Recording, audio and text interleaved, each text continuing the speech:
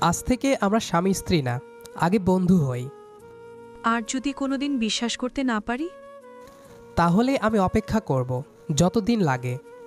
আমাকে কিছুদিন সময় দেয়া যাবে? মানে কিসের? আমি এখনো মানসিক এবং শারীরিকভাবে প্রস্তুত না। আমি বুঝতে পারছি না তুমি কি বলতে চাইছো, তাই বুঝিয়ে বললে ভালো হয়। নেহা একটু ইতস্তত বোধ করতে লাগলো, হাত দিয়ে আঙ্গুল গোটাতে লাগলো, যেন কিছু বলতে যেও বলতে পারছে না। নেহা হচ্ছে আমার সদ্য বিবাহিত বউ। আমাদের বিয়েটা পরিবারের পছন্দেই হয়।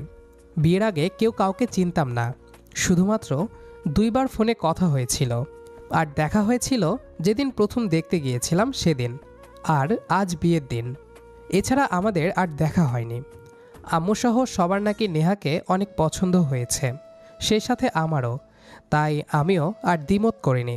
নেহা সবেমাত্র ইন্টারে উঠেছে, বিয়ের পর ও পড়াশোনা করতে পারবে, সেসব বলেই বিয়ের আলোচনা করা হয়েছে। আর আজকে আমাদের বিয়ে সম্পূর্ণ হলো।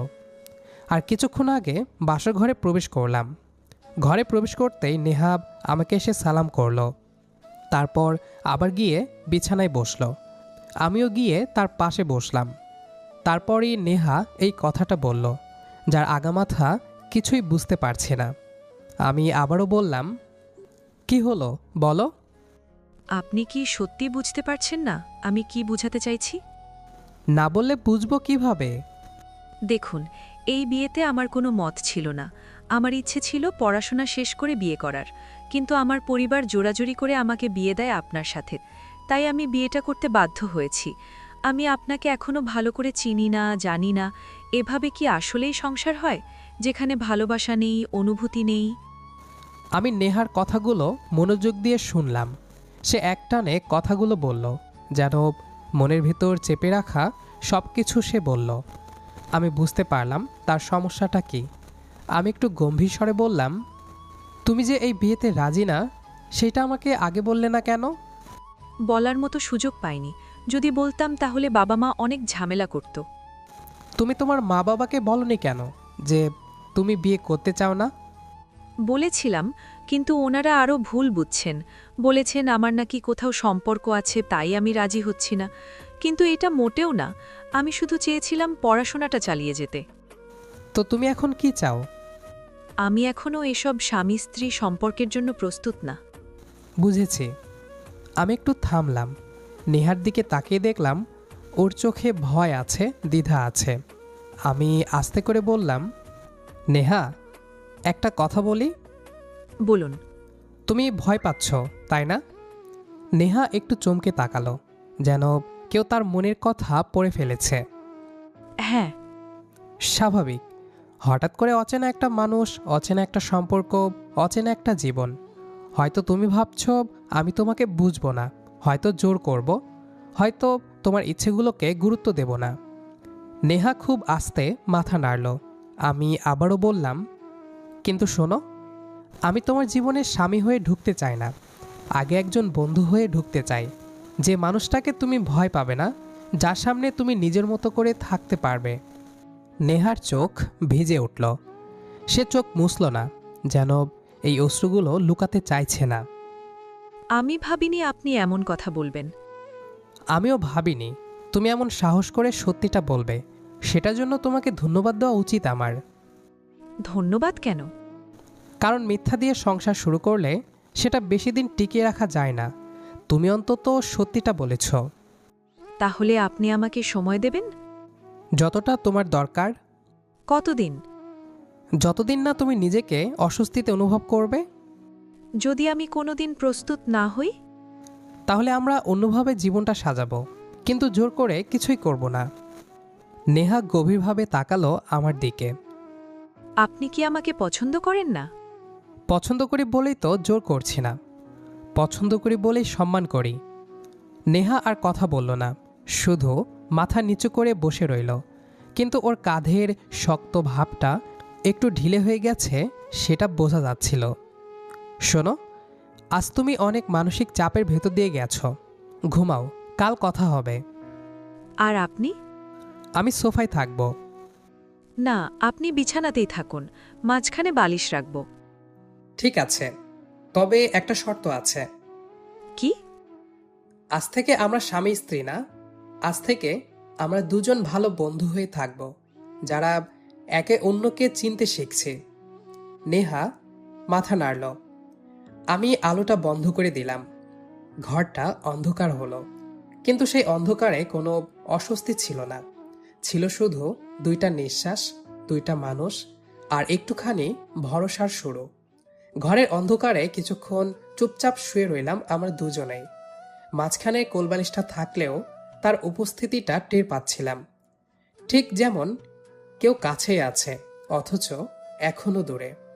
নেহার নিঃশ্বাসের শব্দ ধীরে ধীরে স্বাভাবিক হতে লাগলো। মনে হলো সে একটু শান্ত হয়েছে। আমি আস্তে করে বললাম, নেহা, হ্যাঁ? ঘুম আসছে? না। আচ্ছা, আপনি কি সবসময় এমন থাকবেন? হঠাৎ এই প্রশ্ন কেন? না, মানে সবাই তো বলে ছেলেরা নাকি বিয়ের পর বদলে যায়। বদলায় কেউ কেউ, কিন্তু সবাই না। আর বদলালেও সেটা একদিনে না। আপনি কি রাগ করবেন যদি আমি কাল থেকে কলেজে যাই? কেন রাগ করব? তোমার পড়াশোনা তো আমার গর্ব হওয়া উচিত। সবাই এটা বলে না। সবাই একরকম না। তাহলে আপনি আলাদা। চেষ্টা করি অন্তত। আপনি কি আমাকে কখনো জোর করবেন না? না, কখনোই না। যতদিন তুমি না চাও ততদিন না। নেহা খুব ধীরে একটা দীর্ঘ শ্বাস ফেলল। তাহলে আমি ভয় পাওয়া বন্ধ করার চেষ্টা করব। ভয় না পেয়ে বিশ্বাস করার চেষ্টা করো। বিশ্বাস করা সহজ না। আমি জানি, তাই তো সময় দিলাম। নেহা পাশ ফিরে শুল, মুখটা আমার দিকে না, জানালার দিকে। আমি আপনার উপর বিশ্বাস রাখার চেষ্টা করব। সেটাই অনেক। ঘরের বাইরে কোথাও কুকুরের ডাক শোনা গেল। দূরে কোনো গাড়ির শব্দ। পৃথিবী তার মতো চলছিল, আর আমাদের ছোট্ট পৃথিবীটা তখন ধীরে ধীরে তৈরি হচ্ছিল। নেহা, হ্যাঁ? তুমি কি চা খাও? হ্যাঁ, কেন এখন খাবেন? না, কাল সকালে বানিয়ে দেব। আপনি পারেন? খুব ভালো না, কিন্তু চেষ্টা করি। তাহলে সকালবেলা চা খাওয়াবেন? হুম। সত্যি? হুম, কালকে খাওয়াবো। কথা দিলে ভাঙবেন না যেন। ভাঙার জন্য তো কথা দেই না। নেহা আর কিছু বলল না। কিছুক্ষণ পর তার নিঃশ্বাস ভারী হয়ে এলো। সে ঘুমিয়ে পড়েছে। আমি অন্ধকারে তাকিয়ে রইলাম ছাদের দিকে। সকালের আলো জানালার ফাঁক গলে ঘরে ঢুকতেই আমার ঘুম ভাঙল। কিছুক্ষণ চোখ বন্ধ করে রেখেই শুয়ে থাকলাম। পাশ ফিরে তাকালাম। মাঝখানের বালিশটা আগের জায়গাতেই আছে, আর নেহা জানালার দিকে ফিরে শুয়ে আছে। ওর চুলগুলো এলোমেলো হয়ে বালিশে ছড়িয়ে আছে। মুখটা শান্ত লাগছে। মনে হলো সে ভালো করে ঘুমিয়েছে। আমি চুপচাপ উঠে বসে পড়লাম, যেন ওর ঘুম না ভাঙে। ঘড়ির দিকে তাকিয়ে দেখি প্রায় 7:30। বাইরে পাখির কিচিমিচির শব্দ। আমি ধীরে ধীরে বিছানা থেকে নামলাম। ঘর থেকে বের হওয়ার সময় অনেকবার তাকালাম নেহার দিকে। মনে হলো ভয়টা ওর মুখ থেকে একটু হলেও সরে গেছে। বাথরুমে গিয়ে মুখ ধুয়ে ফ্রেশ হলাম। তারপর রান্নাঘরের দিকে গেলাম। আম্মু তখন উঠেই গেছেন। কি রে, এত সকালে? ঘুম ভেঙে গেছে। নতুন বিয়ে হলে এমনই হয়। আমি কিছু বললাম না, শুধু চা বানানোর জন্য কেটলি চুলায় দিলাম। আম্মু একটু অবাক হয়ে তাকালেন। তুই চা বানাবি? হ্যাঁ। আম্মু আর কিছু বললেন না। চা বানিয়ে ট্রেতে 2 কাপ নিলাম, সাথে বিস্কুট। ধীরে ধীরে রুমের দিকে গেলাম। দরজাটা আলতো করে খুললাম। দেখলাম নেহা উঠে গেছে। Good morning. হ্যাঁ, গুড মর্নিং। ঘুম কেমন হলো? ভালো। আপনি কখন উঠলেন? একটু আগেই। চা বানালাম। সত্যি? হুম, কথা দিলে রাখার চেষ্টা করি। আমি ট্রেটা টেবিলে রাখলাম। আমি তো ভাবছিলাম আপনি ভুলে যাবেন। ভুলে গেলে কি তুমি রাগ করতে? না, তবে খারাপ লাগতো। তাই তো ভুলিনি। আজ কিন্তু আমার কলেজ আছে। কোন সময়? 10টায়। একা যেতে পারবে তো? আপনি কি মন থেকে চান আমি যাই? হ্যাঁ, অবশ্যই। আমি চাই তুমি যাও। সবাই তো এমন চায় না। আমি সবার মতো না। আমি কি আজ একটু দেরি করে আসতে পারি? হ্যাঁ, নিশ্চিন্তে যাও। জিজ্ঞেস করবেন না কেন দেরি হবে? বিশ্বাস করলে এত প্রশ্ন করার প্রয়োজন নেই।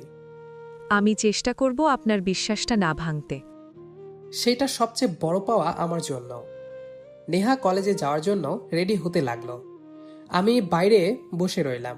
কিছুক্ষণ পর সে বের হলো। হালকা নীল রঙের সালোয়ার কামিজ, কাঁধে ব্যাগ। যাই। সাবধানে যেও। নেহা দরজার কাছে থেমে গেল। আপনি কি অপেক্ষা করবেন? কিসের? আমি কখন ফিরি সেটার জন্য?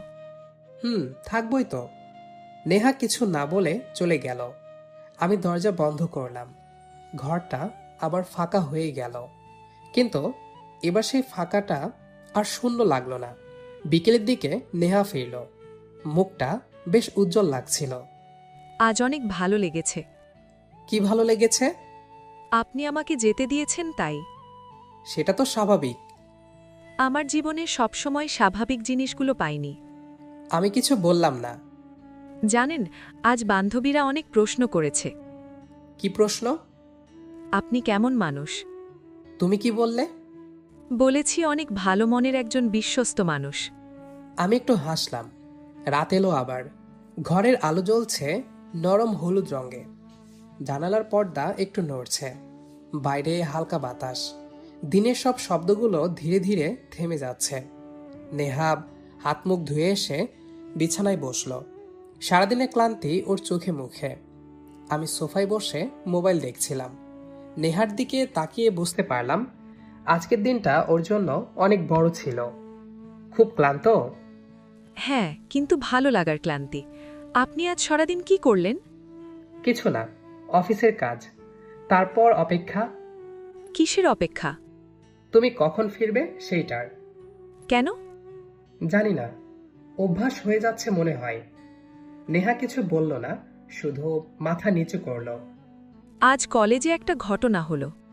কি ঘটনা? এক বান্ধবী বলল বিয়ের পর পড়াশোনা শেষ করা খুব কঠিন। তো তুমি কি বললে? বলেছি কঠিন না, যদি সাপোর্ট দেওয়ার একজন মানুষ থাকে। আমি ওর দিকে তাকালাম। তুমি কি আমাকে একজন সাপোর্টার ভাবছ? চেষ্টা করছি ভাবতে। সেটাই যথেষ্ট। নেহা বিছানায় শুয়ে পড়ল। মাঝখানের বালিশটা আবার ঠিক করে রাখল। আজ বালিশটা একটু ছোট মনে হচ্ছে। কেন? কারণ ভয়টা কমেছে। ভয় কমলে দূরত্ব কম লাগে। আপনি কি কখনো ভয় পেয়েছিলেন? হ্যাঁ। কিসের? তুমি যদি আমাকে ভুল বুঝো এই ভয়ে। আমি তো আপনাকে ভয় পাইনি, আমি শুধু পরিস্থিতিকে ভয় পেয়েছিলাম। সেটাই স্বাভাবিক। আচ্ছা, আপনি কি আমাকে পছন্দ করতে শুরু করেছেন? মানুষকে প্রতিদিন দেখলে পছন্দ নিজে থেকে আসে। আমি কি একটু পছন্দ করতে পারি? সেটা তো তোমার অধিকার। তাহলে আজ থেকে আমি চেষ্টা করব আপনাকে একটু অন্যভাবে দেখতে। আর আমি তোমাকে বুঝতে। আজ ঘুম আসছে শান্তিতে। সেটা শুনে ভালো লাগছে। তাহলে গুড নাইট। Good night. আলোটা নিভে গেল। ঘরটা অন্ধকার হলো। কিন্তু সেই অন্ধকারে আগের মতো শূন্যতা ছিল না। ছিল দুইটা মানুষ, দুইটা নিঃশ্বাস, আর ধীরে ধীরে গড়ে ওঠা একটুখানি আপন ভাব। পরের দিনগুলোতে ছোট ছোট পরিবর্তন আসতে লাগলো। নেহা সকালে নিজে উঠে পড়ত। কখনো আমার সাথে নাস্তা করত, কখনো দেরি হয়ে গেলে দৌড়ে বের হতো। আমি মাঝে মাঝে ওকে কলেজে নামিয়ে দিতাম। একদিন রাস্তায় বসে নেহা বলল, আপনি জানেন, আগে আমি ভাবতাম বিয়ে মানেই শেষ। আর এখন? এখন মনে হয় এটা শুরু। কিসের শুরু? নিজের আরেকটা রূপের। আমি চুপ করে তাকিয়ে রইলাম। আপনি কি আমার উপর গর্ব করেন? হ্যাঁ। কেন? কারণ তুমি সাহসী। ভয় পেয়েও সত্য বলেছ, যেটা সবাই পারে না। কেউ আগে আমাকে এভাবে বলেনি। আপনার সাথে কথা বললে নিজেকে হালকা লাগে। আমারও। একদিন সন্ধ্যায় নেহা বলল, জানেন, আজ বান্ধবীরা বলছিল আমি নাকি অনেক ভাগ্যবতী। কেন? সবাই বলছিল আপনি অনেক ভালো একজন হাজবেন্ড। আমি কিছু বললাম না, শুধু জানালার বাইরে তাকালাম। দিনগুলো ধীরে ধীরে জমতে লাগলো, ছোট ছোট কথায়, ছোট ছোট অভ্যাসে। একদিন নেহা বলল, আপনি জানেন, আমি এখন আর আপনাকে ভয় পাই না। জানি। আপনি কিভাবে জানলেন? কারণ তুমি এখন আমার চোখে চোখ রেখে তাকাও। নেহা একটু লজ্জা পেল। হয়তো একটু। সেই একটুটাই অনেক। আপনি যদি একদিন বদলে যান, তাহলে আমাকে মনে করিয়ে দিও আমি কে ছিলাম। তাহলে ভয় পাওয়ার কিছু নেই। ঠিক। ঘরের ভেতর আলো জ্বলছিল, বাইরে রাত। দিনগুলো ধীরে ধীরে বদলাতে লাগলো। প্রথম প্রথম নেহা সকালে উঠে চুপচাপ থাকতো, কথা কম বলতো। আমি ইচ্ছে করেই কোনো প্রশ্ন করতাম না, যেন ও নিজে থেকেই বলতে শেখে। একদিন সকালে নেহা নিজে এসে বলল, আজ আমার পরীক্ষা। কোন সাবজেক্ট? ইংরেজি। ভয় লাগছে? একটু। ভয় নেই, তুমি পারবে। আপনি কিভাবে জানলেন? তোমার চোখে ভয় কম, আগ্রহ বেশি। আপনি চোখ পড়তে পারেন? চেষ্টা করি। নেহা কলেজে চলে গেল। আমি সারাদিন অদ্ভুত এক অপেক্ষার মধ্যে ছিলাম। কেন জানি না মনে হচ্ছিল এই ছোট পরীক্ষা আমারও পরীক্ষা। বিকেলে স্নেহা ফিরল। পরীক্ষা কেমন হয়েছে? ভালো হয়েছে। জানতাম। আপনি কি আগে থেকে জানতেন? না, আমার বিশ্বাস ছিল ভালো হবে। বিশ্বাস শব্দটা আমার জন্য নতুন। নতুন কিছু মানেই নতুন ভয় না, এটা একটা সম্ভাবনা। নেহা মাথা নাড়ল। একদিন সন্ধ্যায় আমরা ছাদে দাঁড়িয়ে মুক্ত বাতাস অনুভব করতে লাগলাম। আকাশটা আজ সুন্দর। তুমি আছো বলেই সুন্দর লাগে। আপনি মাঝে মাঝে কবি হয়ে যান। কেবল তোমার পাশে দাঁড়ালেই।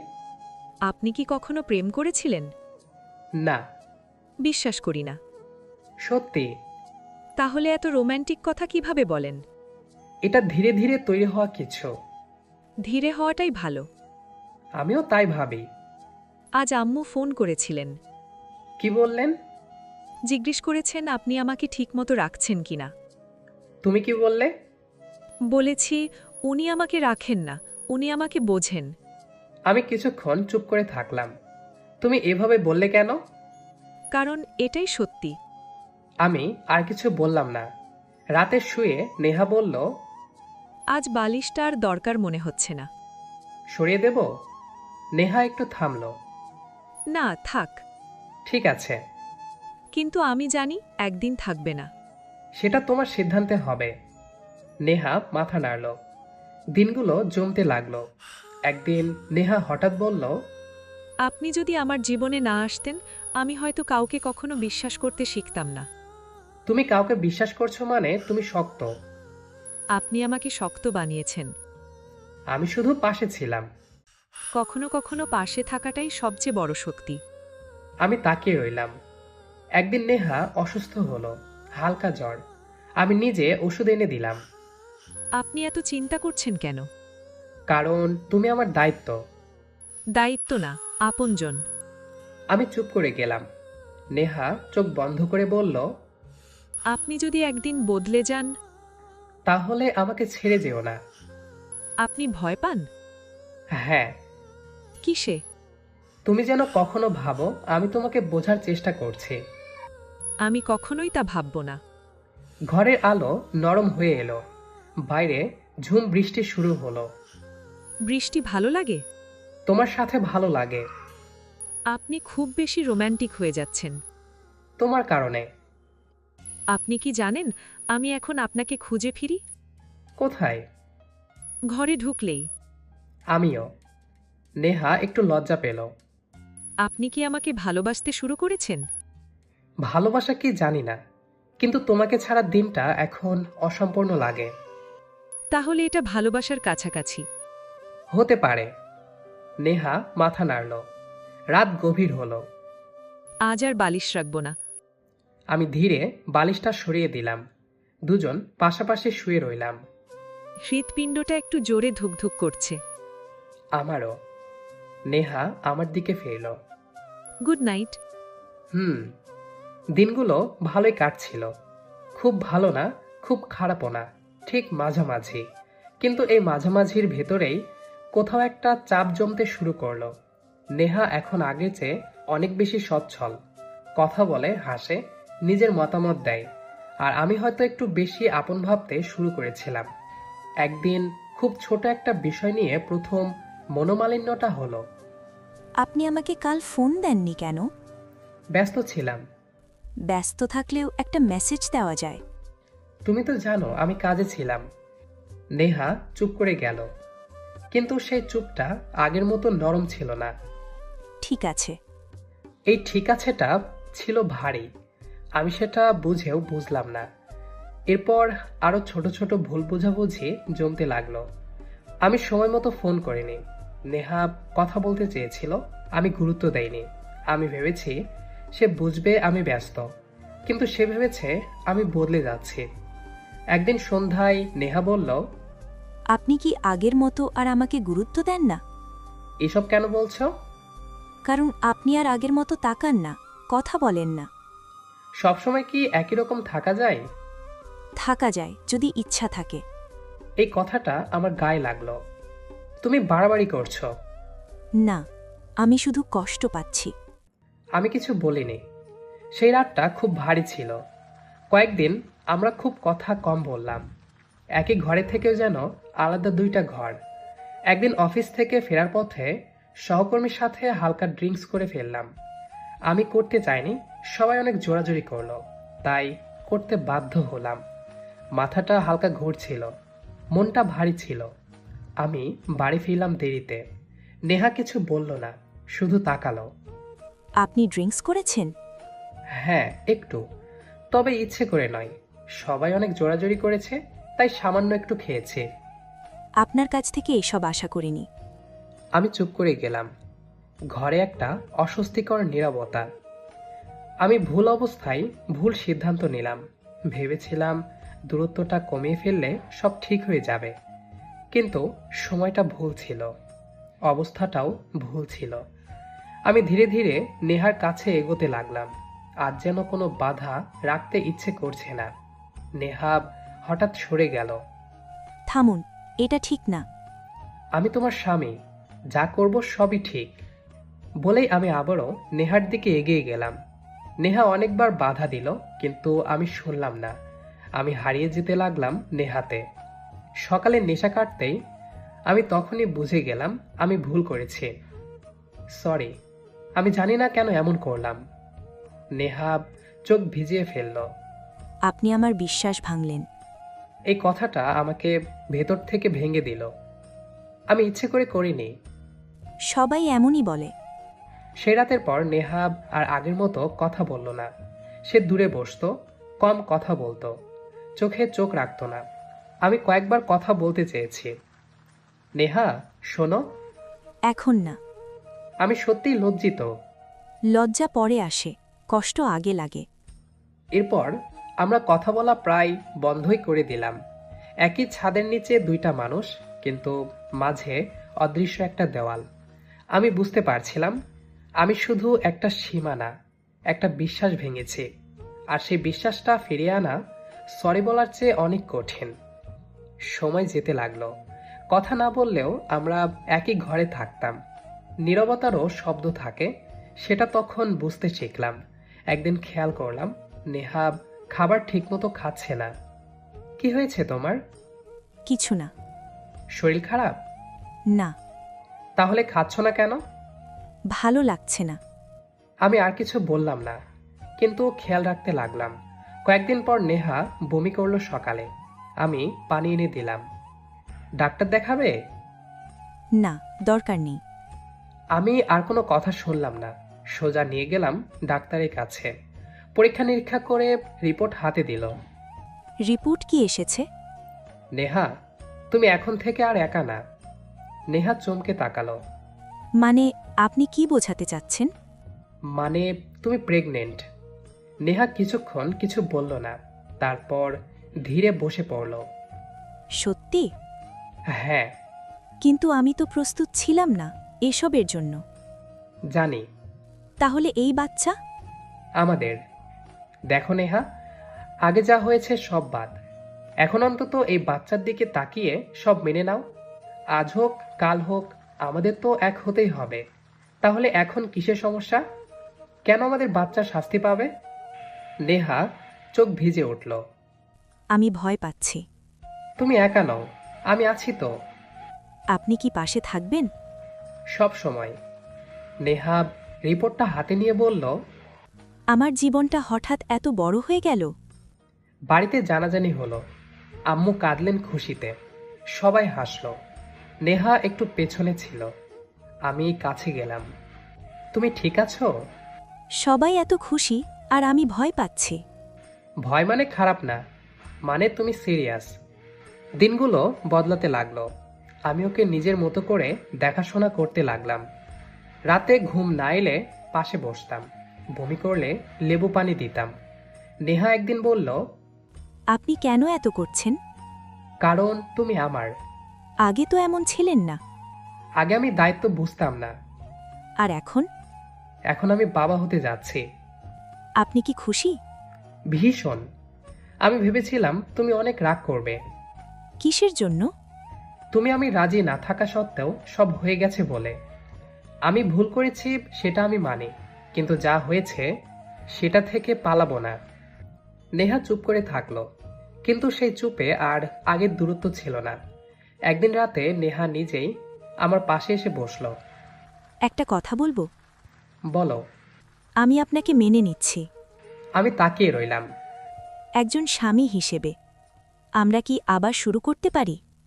নতুন করে? হ্যাঁ, তবে এবার সঙ্গী থেকে। আমরা ধীরে কাছে এলাম। এইবার কোনো ভয় ছিল না, ছিল গ্রহণ। নেহা মাথা রাখলো আমার বুকে। আপনি জানেন, এই বাচ্চাটা আমাকে সাহসী বানিয়েছে। আর আমাকে দায়িত্ববান। আমরা চুপ করে বসে থাকলাম, একই ঘরে, একই নীরবতা, কিন্তু আর একা না। আর সেই নীরবতাই প্রথমবার মনে হলো, এটাই সংসার, এটাই গ্রহণ, এটাই ভালোবাসা, যা ধীরে আসে কিন্তু গভীর থাকে। তো দর্শক, আমাদের আজকের গল্পটি এখানে শেষ করছি। তো গল্পটি আপনাদের কাছে কেমন লেগেছে সেটি অবশ্যই কমেন্ট করে জানাবেন। দেখা হবে আবারও নতুন কোনো গল্প নিয়ে। সে পর্যন্ত আমাদের সাথেই থাকবেন। আর আমাদের আজকের গল্পটি যারা শেষ পর্যন্ত শুনেছেন তাদের সবাইকে অসংখ্য ধন্যবাদ।